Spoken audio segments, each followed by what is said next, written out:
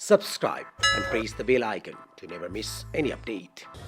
नेकपाले के भन्यो 5 वर्षको लागि गाडी हाँक्ने सिटमा चालकको सिटमा प्रधानमन्त्री केपी ओली बस्नुहुन्छ। हामीले भन्यौ यो तिम्रो कुरा जल्ला राखेर राख। गाडीको चालकले के गर्यो? अस्ति केही महिना अगाडि हामीलाई भन्यो एकछिन गाडी रोक्छु, तपाईहरु खाना खानुस्। 21 दिन रोक्छु भनेर भनेको खाना हामीलाई पठाएर फर्केर आउँदै गर्दा हेरेको गाडी नै भिरबाट झार्दियो। बहुमत पाएको प्रधानमन्त्रीले संसद विघटन गर्न पाउने कुरालाई हाम्रो संविधानले चिन्दै सुझबुझ राखेर छलफल गरेको, देशको लागि गरेको। 47 सालको संविधानमा लेखिएको थियो धारा 53 मा, पछाडी गरौँला। यो बेलामा प्रधानमन्त्री केपी शर्मा ओलीले गर्नुभएको असंवैधानिक कदमलाई त्यसलाई खारेज गर्ने कुरा नै सबैभन्दा महत्त्वपूर्ण कुरा हो। र यो खारेज गर्ने कुरामा आज सेन्टरमा को छ? अदालत छ। हामी सबै एउटा विश्वासको आँखको साथमा अदालततर्फ हेरिरहेका छौँ। अदालतले न्याय गर्नुपर्छ, अदालतले विवेक पुर्याउनुपर्छ। अदालतमाथि पनि थुप्रै प्रश्नहरू उठेका छन्। ती सबै प्रश्नहरू हामी सडकबाट खारेज गर्न सक्दैनौँ। अदालतको निर्णयले ती प्रश्नहरू खारेज गरिदियोस् भन्ने हामी चाहन्छौँ। अदालतमा हिजो पार्टीमा आबद्ध भएका मानिसहरू पनि पुगेका छन्, पुग्छन्। म त्यसलाई अनौठो मान्दिनँ, अनौठो मात्र होइन, म त्यसलाई स्वाभाविक मान्छु। प्रेमबहादुर दाइ यहाँ आउनुहुन्छ, आज काङ्ग्रेसको नेता हुनुहुन्छ, मभन्दा पहिलादेखि नेपाली काङ्ग्रेस पार्टीमा लाग्नु भएको वरिष्ठ अधिवक्ता हुनुहुन्छ। तर यो हामी प्रेमबहादुर दाइहरूले सिकेको, हामीलाई सिकाएको कुरा यही हो। प्रेमबहादुर दाइ वरिष्ठ अधिवक्ताको ठाउँबाट यो कुरा छाडेर न्यायाधीशको कुर्सीमा बस्नुभयो भने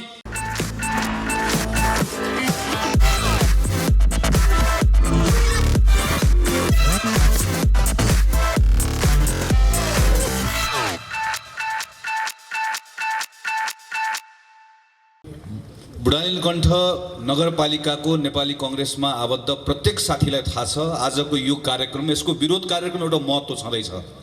तर हाम्रो सङ्गठनकै लागि पनि यो कार्यक्रमको असाध्यै ठुलो महत्त्व छ। आज हामी जसरी नगर कार्य समितिको मञ्चमा एक ठाउँमा जम्मा भएका छौँ, यसैले हाम्रो सङ्गठनको ताकत बुढानीलकण्ठ नगरपालिकाभित्र क्षेत्र नम्बर 4 भित्र कति बढेर जान्छ भन्ने कुराको एउटा सुखद सङ्केत हामीलाई दिएको छ। आजको यो कार्यक्रम यो अवस्थामा सम्पन्न हुने कामका निम्ति म नेपाली काङ्ग्रेस क्षेत्र नम्बर 4 का क्षेत्रीय सभापति, 5 का क्षेत्रीय सभापति, प्रदेशका मान्यजीहरू, प्रदेश कमिटीका साथीहरू, नगर कमिटीकै सभापति गणेश कोइराला लगायत अरू केही साथीहरू हुनुहुन्छ मलाई थाहा छ जसले असाध्यै मेहनत गर्नुभएको छ। म त्यो मेहनत गर्ने साथीहरू, नगर समितिका साथीहरूलाई प्रति पनि ठुलो सम्मान प्रकट गर्न चाहन्छु। र जुन एउटा एकताको भावना, सङ्गठित भएर जाने कुरा जुन एउटा सुखद प्रारम्भ भएको छ, यसलाई हामी सबैले यसमा बल पुर्याउँछौँ। हाम्रो सङ्गठनको ताकत हामी अझै बढाएर लिएर जान्छौँ। यो सङ्कल्प गर्ने आजको कार्यक्रम पनि हो। आज हामी 753वटा पालिकामा यसरी बाहिर आएका छौँ, 4 तारे झन्डा बोकेर। हामी बाहिर किन आएको? 2074 साल मङ्सिर 21 गतेको निर्वाचनबाट एउटा परिणाम आयो। 5 वर्षका निम्ति नेपाल कम्युनिस्ट पार्टीले गाडी हाँक्ने मौका पायो। नेपाली काङ्ग्रेसलाई भनियो तिमीहरू गाडीको सिटभित्र पछाडिपट्टि गएर बस। हामी थपक्क गएर बस्यौँ।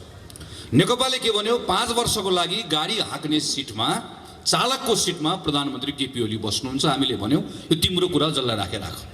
5 वर्ष छ, गाडी हाँक्न पाएका छौँ, पछाडि बस्छौँ, अनावश्यक हल्ला गर्दैनौँ, दायाँ बायाँ गऱ्यौ भने खबरदार भन्छौँ। तर 5 वर्ष थपक्कसँग बस्छौँ, गाडी तिमीले चलाऊ, गन्तव्यमा पुर्याऊ भनेर भन्यौँ। बीचमा कहिले दायाँ कहिले बायाँ कहिले यता कहिले उता गर्दा खबरदार गऱ्यौँ, सच्याउनका निम्ति दबाब दियौँ, हल्ला पनि गऱ्यौँ। तर भत्काउने बिगार्ने काम गरेन। गाडीको चालकले के गर्यो? अस्ति केही महिना अगाडि हामीलाई भन्यो एकछिन गाडी रोक्छु, तपाईहरु खाना खानुस्।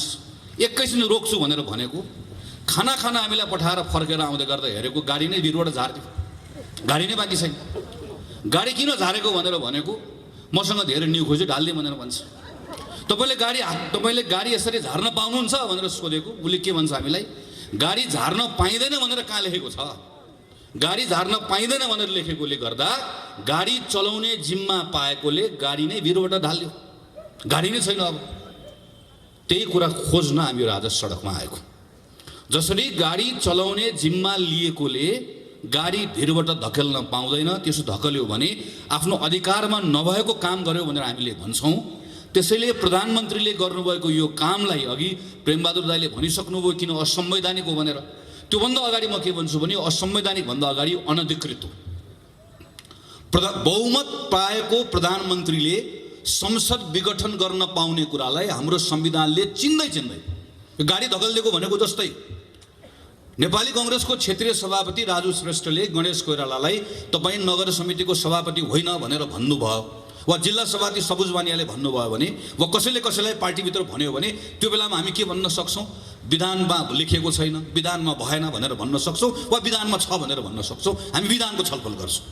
तर नेपाली कांग्रेसको क्षेत्रीय सभापति राजु श्रेष्ठले नेपाल कम्युनिस्ट पार्टीको नगर कार्य समितिको सभापति रविनजीलाई निकालिदिनु भयो भने रविनजी कुन चाहिँ विधान लिएर आउनुहुन्छ? के भन्नुहुन्छ उहाँले? मलाई कांग्रेसको सभापतिले निकाल्नुभयो भनेर विधान भन्नुहुन्छ? त्यो बेला उहाँले के भन्नुहुन्छ?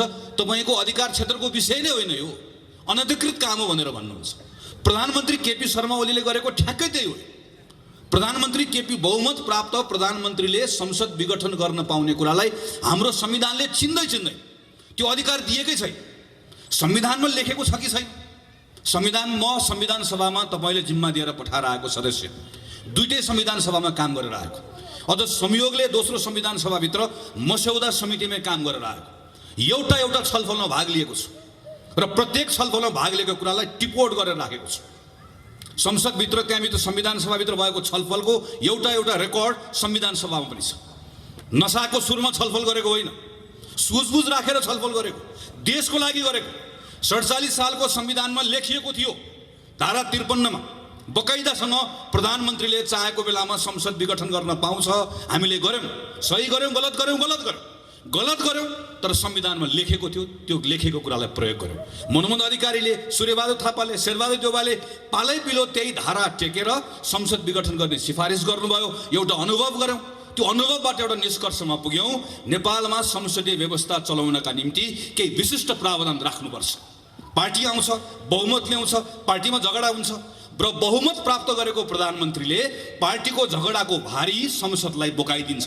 त्यसैले पार्टीको झगडाको छाया संसदमा पर्नु, त्यसकारणले गर्दा संसदलाई अलग जोगाउनुपर्छ। त्यसका निम्ति एकातिर बहुमत प्राप्त गरेको प्रधानमन्त्रीलाई 2 वर्ष छुन नपाउने व्यवस्था पनि संविधानमा लेखौं, बहुमत प्राप्त गरेको प्रधानमन्त्रीले संसद भङ्ग गर्न नपाउने कुरा पनि संविधानमा लेखौं भनेर लामो छलफल गरेर विद्यादेवी भण्डारी, केपी शर्मा ओली, पुष्पकमल दाहाल, शेरबहादुर देउवा सबैजना भएको संविधान सभाले बनाएको संविधान हो। यो कुनै अलमलै छैन, यो जानेर लेखेको, लामो छलफल गरेर लेखेको। यत्रो कुरा लेख्दै पनि, यत्रो कुरा सबै प्रष्ट हुँदै पनि यदि यो संविधान सभाले बनाएको संविधानमा युगमा नलेखेको कुरा सदर गरिन्छ भने त्यो बेलामा संविधानमा एउटा धारा थपिदिए हुन्छ र धारामा प्रष्ट लेख्दै हुन्छ, प्रधानमन्त्री सनक्क सन्किएको बेलामा, रिस उठेको बेलामा संसद भङ्ग गर्न पाइनेछ भनेर बगैँचा लेख्दै हुन्छ। भएको त्यति मात्रै। यो अहिले संसद भङ्ग भएको प्रधानमन्त्री सन्किएर मात्र, यो भन्दा दायाँ बायाँ अरू केही पनि छैन। नपत्ता हेर्नुस्, प्रधानमन्त्रीले राष्ट्रपतिलाई दिनुभएको पत्र एकपल्ट पल्टाएर हेर्नुस्, के लेख्नु भएको छ? उहाँ भन्नुहुन्छ 2/3 बहुमत नभएकोले, 2/3 बहुमत चाहिने भएकोले यो संसद भङ्ग गरेको छु। लेख्नुभयो के त्यो होला? 2/3 बहुमत किन रे? मलाई संविधान संशोधन गर्नु परेकोले 2/3 बहुमत चाहियो। म कमरेड केपी ओलीलाई यही मञ्चबाट प्रश्न गर्छु, यही मञ्चबाट मेरो प्रश्न छ, नागरिकको प्रश्न हो। तपाईले बताउनुपर्छ, तपाईले 2/3 बहुमत प्राप्त गर्नुभयो भने संविधानको कुन चाहिँ धारा संशोधन गर्न खोज्नु भएको बताउनुपर्छ। म भन्छु तपाईले कुन चाहिँ धारा संशोधन गर्न खोज्नु भएको। कालो टोपी लगाएर जुलुसमा आउन पाइन्न अहिले जहाँ प्रधानमन्त्री हुनुहुन्छ। प्रधानमन्त्रीको अगाडि कालो लुगा लाएर उभिन पाइन्न। राजा ज्ञानेन्द्रको अगाडि उभिएर आएको हामी आज संविधानमा संशोधन गर्न प्रधानमन्त्रीले चाहनु भएको कुरा, हाम्रो बोल्न पाउने, हिँड्न पाउने, लेख्न पाउने, हाम्रो अभिव्यक्ति राख्न पाउने, हाम्रो फरक मत राख्न पाउने, हाम्रो अधिकारलाई जो राजाले जसरी खोसे त्यही कुरा संशोधन गर्नका निम्ति प्रधानमन्त्री 2/3 बहुमतको खोजी गर्दै हुनुहुन्छ। होइन भने 2/3 बहुमत नभएर संसद भङ्ग गर्छु, मलाई 2/3 बहुमत चाहियो भनेको के को लागि? संविधानमा कुन चाहिँ धारा संशोधन गर्न खोजेको? प्रधानमन्त्रीले पत्रमा लेख्नुभयो, मैले नक्सा बनाएँ, त्यो नक्साभित्र भएको भूभाग ल्याउनका निम्ति मलाई 2/3 बहुमत चाहिएको छ। देशभक्त नेपालीहरूको देशभक्तिको अपमान गर्ने, तपाईँको प्रतिनिधि भएर गएको संसदमा एउटा रेकर्ड पल्टाएर हेरियोस्। संसदभित्र बोलेको कुरा हेरियोस्, संसदको समितिमा बोलेको कुरा हेरियोस्। प्रेसमा नक्सा छापेर कोही ठुलो हुँदैन भनेर प्रधानमन्त्रीले भन्दै गर्दा यही नेपाली काङ्ग्रेस हो सबैभन्दा पहिला वक्तव्य निकालेर प्रधानमन्त्रीले आग्रह गर्ने, आग्रह मात्र होइन दबाब दिने। म नेपाली काङ्ग्रेस मात्र भन्दिनँ, नेपाल कम्युनिस्ट पार्टी पनि हो, मधेसको पार्टी पनि हो। संसदभित्रको एउटा सांसद बाहेक सब सांसद एक ठाउँमा उभिएको, भोलि पनि उभिन्छ। सिङ्गो संसदले पारित गरेको होइन यो नक्सा, सिङ्गो संसदले प्रधानमन्त्रीले आड भरोसा दिएको होइन हाम्रो भूमि फिर्ता ल्याउनलाई। संसदको अपमान गर्ने अनि अहिले आएर झुट कुरा लेख्ने, झुट कुरा बोल्ने। सरकारको कामको दुष्प्रचार रोक्नका लागि मलाई 2/3 चाहियो। कसले गर्यो दुष्प्रचार? सरकारको काममा प्रश्न कसले उठायो? सञ्चार माध्यमको साथीहरू हुनुहुन्छ यहाँ, माया नगर्नुहोस्, लेख्नुहोस्, बोल्नुहोस्, भन्नुहोस्, लेखिराख्नु भएको अझ लेख्नुहोस्। म तपाईँलाई पनि आग्रह गर्न चाहन्छु, प्रधानमन्त्रीको सङ्केत को तर्फ हो? तपाईँको कलमको निभ भाँच्न चाहनुहुन्छ, तपाईँको क्यामेराको लेन्स भत्काउन चाहनुहुन्छ, तपाईँले बोल्दै गरेको ओठमा ताला ठोक्न चाहनुहुन्छ, तपाईँ र मैले चाल्दै गरेको कदमलाई रोक्न चाहनुहुन्छ। होइन भने के को लागि? संसदमा अहिले विचाराधीन भएको विधेयकलाई एकपटक पल्टाएर हेरौँ, सरकारको नियत थाहा हुन्छ। मैले कोभिडमा काम गर्न सकिनँ, मलाई 2/3 बहुमत चाहियो। लाज पनि लजाउँछ प्रधानमन्त्रीजी। 40 अरब रुपियाँ लाग्छ यो चुनावमा, मसँग सुका पनि छैन, मोहर पनि छैन, मेरो खुत्रुके खाली छ भनेर तपाईँ र मलाई खोप लगाउनको लागि प्रधानमन्त्री र मन्त्री माग्ने जस्तो खुत्रुके बोकेर माग्ने, सूचना निकाल्ने, अनि 40 अरब लाग्ने चुनावको भारी हामीलाई बोकाउने, अनि उल्टो पत्रमा के लेख्ने कि मलाई कोभिडमा काम गर्नका निम्ति 2/3 बहुमत चाहियो भनेर लेख्ने। यस्तो निर्लज्जताको पराकाष्ठा हो। त्यसैले प्रधानमन्त्रीले यो बेलामा अनधिकृत, असंवैधानिक मात्र होइन, चरम अराजनीतिक काम पनि हो। देश कुन अवस्थामा छ? हाम्रो अवस्था के हो अहिले? 101 शक्ति राष्ट्रहरू समेत हल्लिएको बेला छ। अमेरिकाको नयाँ राष्ट्रपति निर्वाचित भएर आउँदै गरेको राष्ट्रपति के भन्छ? म 1 महिनाभित्रमा यति करोडलाई म खोप दिन्छु भनेर भन्छ। सिङ्गो संसारमा निर्वाचनबाट आएका मानिसहरू आफ्नो नागरिकको जनस्वास्थ्यको विषयमा के गर्ने, रोजगारी गुमाएका छन् कसरी पुनर्स्थापित गर्ने, कसरी किसानलाई, मजदुरलाई, सारा मान्छे सबतिर छटपट्टि भइरहेको बेलामा नागरिकलाई कसरी मद्दत गर्ने भन्ने भइरहेको बेलामा हाम्रो प्रधानमन्त्री हिजो संसद चलिरहेको बेलामा संसद रोकेर अर्काको पार्टी फुटाएर संसद अपहरण गर्ने प्रयास गर्नुहुन्छ। मैले गनेर राखेको थिएँ 28-29 दिनसम्म प्रधानमन्त्रीले 17-18 घण्टा काम गर्नुभयो, म्याराथन मिटिङ गर्नुभयो, तर एक पटक तपाईँ र मेरा बारेमा, नागरिकको बारेमा चिन्ता गर्नु भएन। 9 महिना सिंहदरबार टेक्नु भएन। र आज सारा देशभरिका जनता रोग भोग शोकको बेलामा डुबेको बेलामा, यिनका बारेमा सोच्नुपर्ने बेलामा, हाम्रो काँधमा यो बेलामा सांसदहरू सबै त्यो जिम्मेवारी बोकेर हिँड्नुपर्ने बेलामा हामीलाई हाम्रो शिरमा आएर निर्वाचन थोपर्नु भएको छ र भन्नुहुन्छ मलाई 2/3 बहुमत चाहिएको छ। असंवैधानिक पनि छ, अनधिकृत पनि छ, अराजनीतिक पनि छ। यति मात्र छैन, यो किर्ते पनि छ। हामीले हिजो मात्र अदालतको बहस हेर्यौँ, सुन्यौँ। संवैधानिक परिषदको सिफारिस गर्दै गर्दा किर्ते गरिएको कुरा त हामीलाई राम्रोसँग थाहा भएकै थियो, तर हिजो अदालतमा केही नयाँ कुराहरू सार्वजनिक भएको छ। पुस 5 गते प्रतिनिधि सभाको विघटन गर्दै गर्दा संविधानको धारा उल्लेख नगरिकन पत्र पठाइएको छ, फेरि अर्को पत्र पठाइएको छ, अदालतमा गएर पत्र फिर्ता ल्याइएको छ। अहिले त्यसलाई ढाकछोप गर्ने कुरा कोसिस गरिएको छ। ढाँटेको कुरा काट्टे पनि मिल्दैन भनेको यही हो। मैले त भनेको छु, अब क्षमा गर्नु होला प्रधानमन्त्रीजी, तपाईँको बारेमा यस्तो टिप्पणी गर्दै गर्दा मलाई यो क्षुद्र टिप्पणी जस्तो लागेको छ, तर म गर्न बाध्य छु। तपाईँको यो किर्ते काम देखेपछि मैले भन्नुपर्ने भएको छ, तपाईँको नाम बदलिदिनुहोस्। अब केबाट खड्गप्रसाद ओली होइन, केपी ओली भनेको किर्ते प्रसाद ओली हो भनेर भन्ने बेला आएको छ। मलाई दुःख लागेको छ, तर भन्नुपर्ने अवस्था आएको छ। प्रधानमन्त्रीले यो तहको किर्ते गर्छ, अदालतमा गएर, राष्ट्रपतिको कार्यालयमा गएर। अनि म अचम्म पर्छु, प्रधानमन्त्रीको वरिपरि हिँड्ने मानिस हाम्रै नगरपालिकाको पनि हुनुहुन्छ साथीहरू। प्रधानमन्त्रीको वरिपरि तपाईँ भन्नुपर्ने, तपाईँ नाङ्गै हुनुहुन्छ प्रधानमन्त्रीजी भन्नुपर्ने, कुरी भन्नुपर्ने बेलामा वाह वाह भनेको छ, ताली बजाएको छ, उचालेको छ, उकासेको छ, हाँसेको छ, थप्पडी बजाएको छ। अलिकति अप्ठ्यारो लाग्दैन? विवेक छैन? भोलि जवाफ दिनु पर्दैन? म आज सुभाष नेमाङको सुन्दै थिएँ, मैले कसको नाम बिर्सेर भन्दै हुनुहुन्थ्यो। नाम होइन कमरेड, तपाईँले संविधानै बिर्सनु, तपाईँले आफ्नो जिम्मेवारी नै बिर्सनु भयो, तपाईँले आफ्नो हैसियत नै बिर्सनु भयो। सुभाष नेमाङलाई थोरै पनि अप्ठ्यारो लाग्दैन? अहिले पनि, आज पनि उभिएर, आज पनि कुन चाहिँ हलमा कहाँ गएर बोल्दै हुनु त मैले बाटोमा आएर हेर्दै थिएँ। यो संविधान सम्मत छ भनेर भन्न सक्नुहुन्न, अहिले पनि भन्ने आँट छैन। तर पनि आएर यो बेलामा आएर प्रधानमन्त्रीले गलत गरे पनि भन्न सक्नुहुन्न। यस्तो सबै म यसो हेर्छु वरिपरि बसेको मानिसहरू, प्रधानमन्त्रीको टोली, प्रधानमन्त्री त हुनुभयो उहाँको केपी ओली र ओलीको टोली। हाम्रो समस्या यहाँ हो। ओली र ओलीको टोली सँगसँगै अर्को ठुलो समस्या भनेको राष्ट्रपति हुनुभयो। राष्ट्रपतिजी, मैले अस्ति पनि भने कार्यक्रममा, प्रथम नागरिक, हाम्रो 12 आमाभन्दा पनि माथि। राष्ट्रपतिको निवास भनेको शीतल निवासको वरिपरि गइसकेपछि श्रद्धाले शिर झुक्नुपर्ने हो। हाम्रो त्यो सद्भाव हुनुपर्ने हो नि। तपाईँ हामी सबैको प्रथम हिजो राष्ट्रपति कुनै पार्टीमा आबद्ध हुन्छ, राष्ट्रपति कुनै व्यक्ति कोहीसँग नजिक हुन्छ, हिजो काहीँ न काहीँ राजनीतिक पृष्ठभूमिबाट आएको हुन्छ।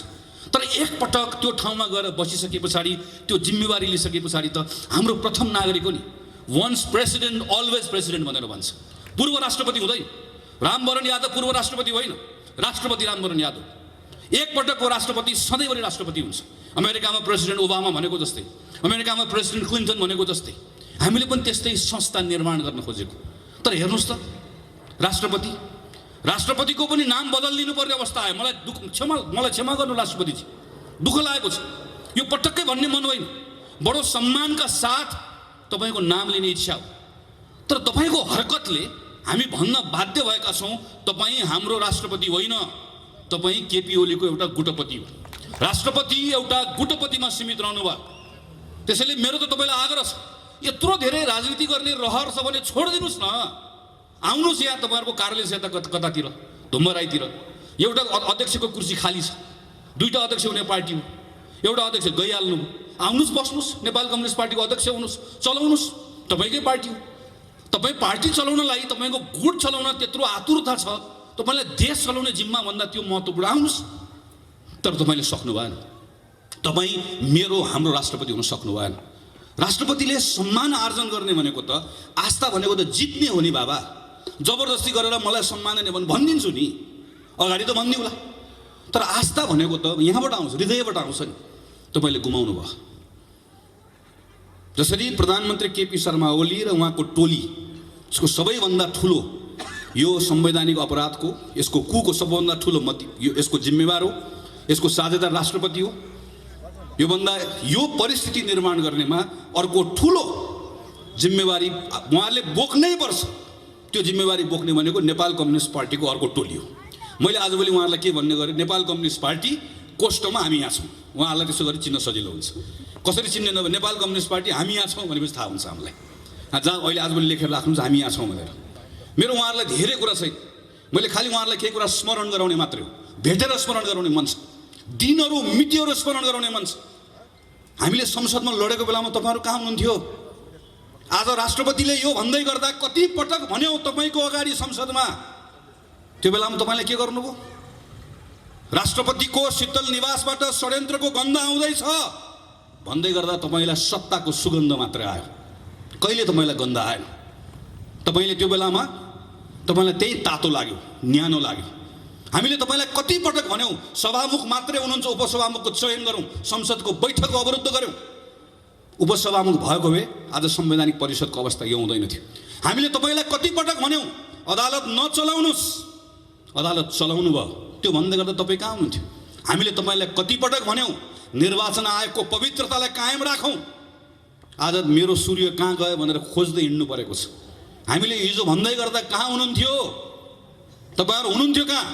तपाईँहरूमध्ये एकजना पाइलट भन्दै प्लेन चलाउने कुरामा मजाले तम्सेर बस्नुभएको थियो।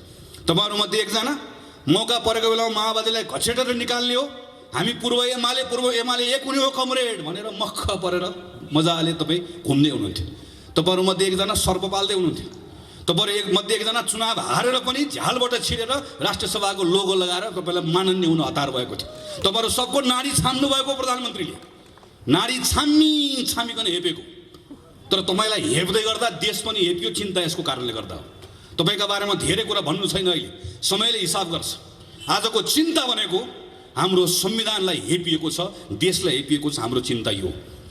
र संविधानलाई हेपिएको बेलामा, देशलाई हेपिएको बेलामा अरू खुद्रा मसिना कुराको हिसाब किताब पछाडि गरौँला। यो बेलामा प्रधानमन्त्री केपी शर्मा ओलीले गर्नुभएको असंवैधानिक कदमलाई त्यसलाई खारेज गर्ने कुरा नै सबैभन्दा महत्त्वपूर्ण कुरा हो। र यो खारेज गर्ने कुरामा आज सेन्टरमा को छ? अदालत छ।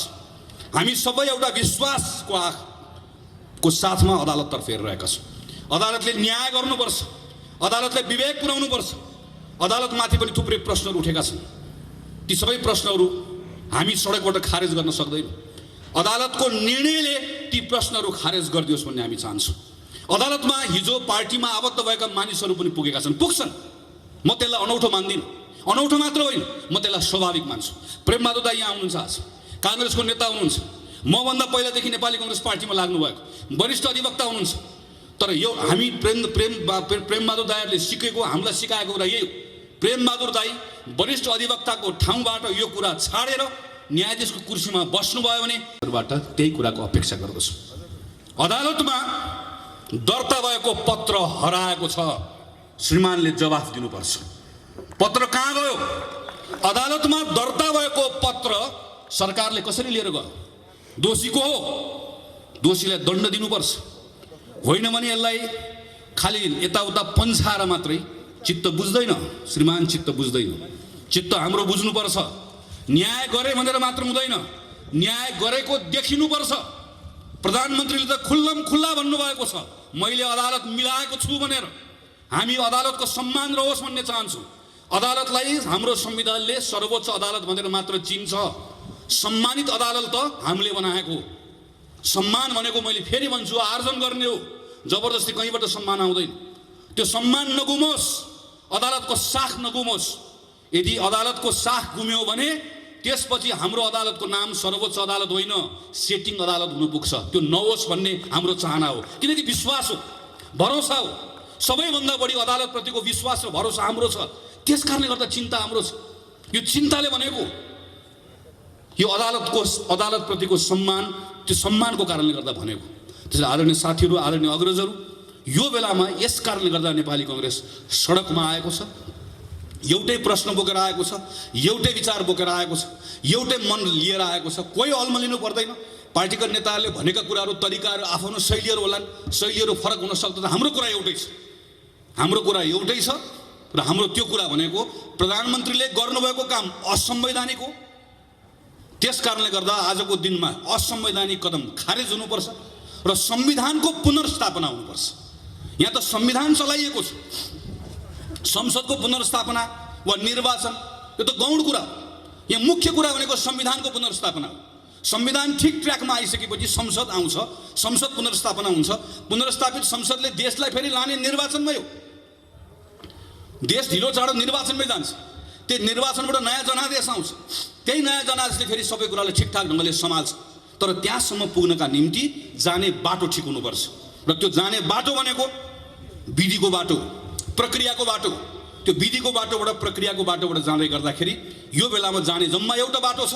सर्वोच्च अदालतप्रतिको हाम्रो विश्वास छ, हाम्रो भरोसा छ। प्रधानमन्त्रीले जे कुरा भन्नुभएको भए पनि, बाहिर जे हल्ला चलेको भए तापनि ती सारा कुरालाई अदालतले खारेज गरिदिन्छ र अदालतले न्याय गर्छ, अदालतले विवेक पुर्याउँछ, संविधानको पक्षमा उभिन्छ र त्यही निर्णयबाट संविधान सच्चिने काम हुन्छ। आदरणीय साथीहरू, यो बेलामा काङ्ग्रेस यस कारणले गर्दा पनि अरू बढी चिन्तित हुनु परेको छ। किनकि संविधानमाथि प्रश्नहरू उठ्दै गर्दा संविधानको धाराहरूमा त चलाइएको हुन्न, संविधानप्रतिको विश्वास पनि चलाइएको हुन्छ। 15 सालमा संविधान बन्यो, 17 सालमा राजा महेन्द्रको महत्त्वाकांक्षीले खायो। राजा महेन्द्रले महत्त्वाकांक्षा नराख्नु भएको भए आज हामीसँग 60 वर्षको संसदीय प्रजातन्त्रको इतिहास रहन्थ्यो र आज संवैधानिक राजतन्त्र पनि रहन्थ्यो। केही फरक पर्दैन थियो। हामी संवैधानिक राजतन्त्र भएको, संसदीय प्रजातन्त्र भएको, एउटा परिपक्व हाम्रो राजनीतिक आर्थिक संस्थाहरू भएको, लोकतान्त्रिक संस्थाहरू भएको नेपाल एउटा विकासको अर्को चरणमा पुगिसकेको देश हुन्थ्यो।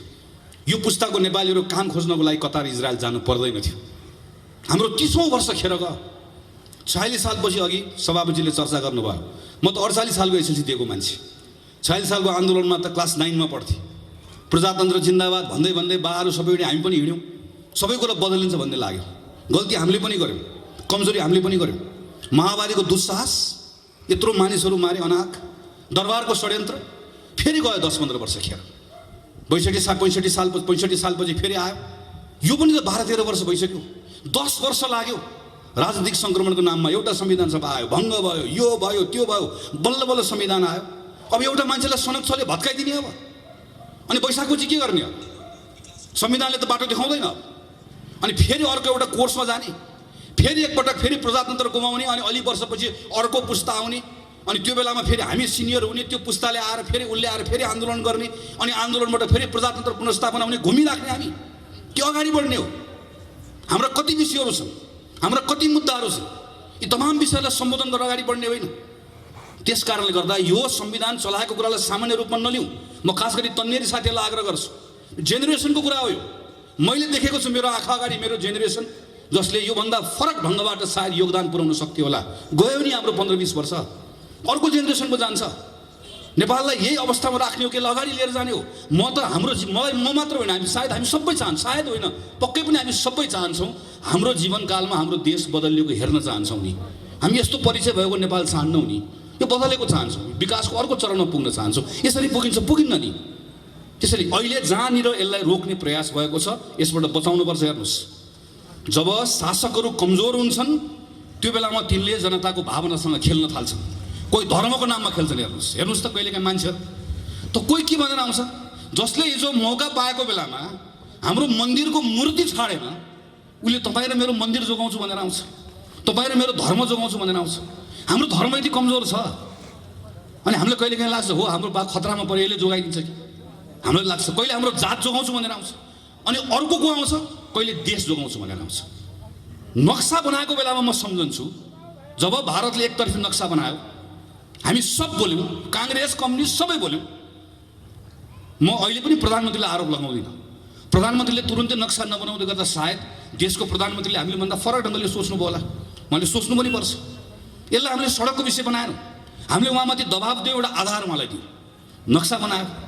नक्सा बनायो आज हामी के चाहन्छौँ नेपालको जोसुकै प्रधानमन्त्री होस् अब हामी भारतसँग यो विषयका सन्दर्भमा हामी समान सम्बन्धका आधारमा विषयलाई टुङ्ग्याउन चाहन्छौँ भारतसँग पनि त्यही हो चीनसँग पनि त्यही हो अमेरिकासँग पनि त्यही हो हाम्रो विदेशसँग हुने सबै सम्बन्धहरू समानताका आधारमा हुनुपर्छ र नेपाल यो ठाउँमा एक ढिक्का भएर उभिनुपर्छ भन्ने चाहन्छु तर हेर्नुहोस् त यो विषयलाई कहिले नक्सा बनाएकोले मलाई मेरो पार्टीबाट निकालिदिन खोज्यो नक्सा बनाएकोले मलाई प्रधानमन्त्री बदलिदिन खोज्यो नक्सा बनाएको कारणले गर्दा मलाई घेराबन्दी गरेर अलिकति अप्ठ्यारो लाग्दैन अनि यसो भन्दै गर्दा प्रश्न गर्नु पर्दैन प्रत्येकले प्रश्न गर्नुपर्छ हेर्नुहोस् यही अस्ति मैले हेरेँ मलाई छक्क पर्छु कहिलेकाहीँ यही जी टेलिभिजनको पत्रकार हो जसले हाम्रो प्रधानमन्त्रीलाई चीनको राजदूतसँग जोडेर अश्लील शब्दहरू प्रयोग गरेर समाचार बजाउँदै गर्दा हामी हो संसदमा बोल्ने हामी हो सामाजिक सञ्जालमा लेख्ने खबरदार प्रधानमन्त्री केपी शर्मा ओलीसँग 1000 असहमति छन् तर मेरो प्रधानमन्त्री हाम्रो प्रधानमन्त्री हो हाम्रो प्रधानमन्त्रीको बारेमा लेख्ने खबरदार भनेर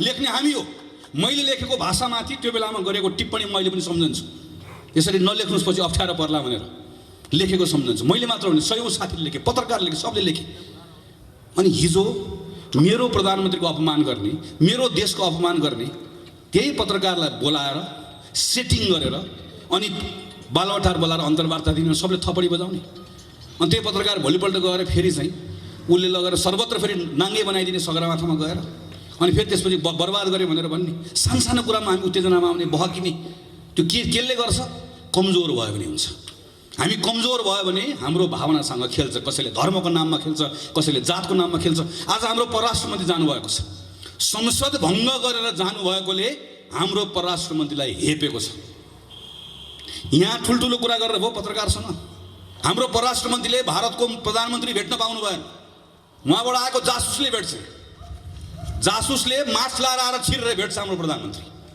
यहाँ चीनको जासुसले पनि भेट्छ भारतको जासुसले पनि भेट्छ हामीले देखेनौँ पढेनौँ सुनेनौँ तर हाम्रो परराष्ट्र मन्त्री भारत भ्रमणमा जाँदै गर्दा भारतको प्रधानमन्त्रीलाई भेट्ने समय पाउनु भएन यसो भन्दै गर्दा खुच्चिङ म भन्दिनँ दुःख लागेको छ र यो कुरालाई हामीले मनमा लिएका छौँ भोलि हामी यसको हिसाब किताब गर्छौँ हामी मिलेर गर्छौँ भन्छौँ नि हामी यसलाई हाम्रो घरभित्रको हाम्रो जनमत निर्माण गर्ने कुरामा प्रयोग गर्दैनौँ गर्नु पनि हुँदैन धर्मको कुरा जातको कुरा देशको कुरा खेलाची कुरा होइन र यसलाई मौका पाएको बेलामा अर्काको विरुद्ध प्रयोग गर्ने कुरा पनि होइन तर यिनै कुराहरूलाई प्रयोग गर्न खोजिएको छ त्यस कारणले गर्दा बोल्नुपर्छ साथीहरू भन्नुपर्छ त्यसैले म तपाईँहरू सबलाई आग्रह गर्छु कोही अलमलमा रहनु पर्दैन एउटा ठुलो षड्यन्त्र देशमा ठुलो षड्यन्त्रमा यसलाई हालिसक्यो अँध्यारो सुरुङमा हालिसक्यो मैले त सुनिरहेको छु प्रहरी चलाउने सेना चलाउने थुप्रै हरकतहरू अरू केही दिनमा गर्न खोजिँदैछ भन्ने कुराहरू सुनिराखिएको छ। यी सब कुराहरू हामीले रोक्नुपर्छ। हामीले अहिले बोलेनौँ भने पछि इतिहासले हामीलाई सराप्नेछ। हामी अहिले बोल्यौँ, एक ठाउँमा आयौँ, एक ढिक्का भएर बोल्यौँ, ठिक ढङ्गले उभियौँ भने छोडिदिनुहोस्, चुनाव आफै हुन्छ। चुनावमा परिणाम हाम्रो पक्षमा आफै। जनता विवेकी छन् नि, उनले हेरिहाल्छन् नि, उनले मूल्याङ्कन गरिहाल्छन् नि। यो बेलामा नेपाली कङ्ग्रेसले आफ्नो धर्म निर्वाह गरिरहेको थियो, कर्तव्य पुरा गरिरहेको थियो भनेर भन्यो भने जनता समय आएको बेलामा हामीसँग आउँछन्, उभिन्छन्। हाम्रो कर्तव्य यो बेलामा त्यस कारणले गर्दा गाउँमा जाने, टोलमा जाने, सबैतिर जाने गरेर गएर बताउने मात्र होइन, भरोसा पनि दिने। काङ्ग्रेस रुने होइन, काङ्ग्रेसले यो बेलामा ढाडस दिने हो, भरोसा दिने हो। जनताको बीचमा प्रधानमन्त्रीले असंवैधानिक कदम चाल्नु भएको छ, तर हामी सच्याएर छाड्छौँ भनेर भन्ने हो। प्रधानमन्त्रीले देशलाई अँध्यारो सुरुङतर्फ धकेल्न खोज्दै हुनुहुन्छ, तर हामी रोकेर छाड्छौँ भन्ने हो। प्रधानमन्त्री र नेपाल कम्युनिस्ट पार्टीले जनताको मतको अपमान गर्यो, अपमानको बदला लिएर छाड्छौँ भन्ने हो। हामीले हिसाब किताब गरेर छाड्छौँ भन्ने हो। हामीले त्यो आड दिने हो, त्यो भरोसा दिने हो। काङ्ग्रेसको साथीहरूले एउटा ताकत आफूमा पनि राख्ने हो, जनतालाई पनि एउटा आड भरोसा दिने हो। यो काममा तपाईँहरू सबै लागिराख्नु भएको छ। थप लाग्नुहुन्छ भने विश्वासको साथमा आज नगर कार्य समिति यत्रो भव्य कार्यक्रम गर्यो। यहाँहरू सबैलाई हार्दिक धन्यवाद दिँदै मेरो आफ्नो कुरा टुङ्ग्याउँछु। धन्यवाद, नमस्कार, जय नेपाल।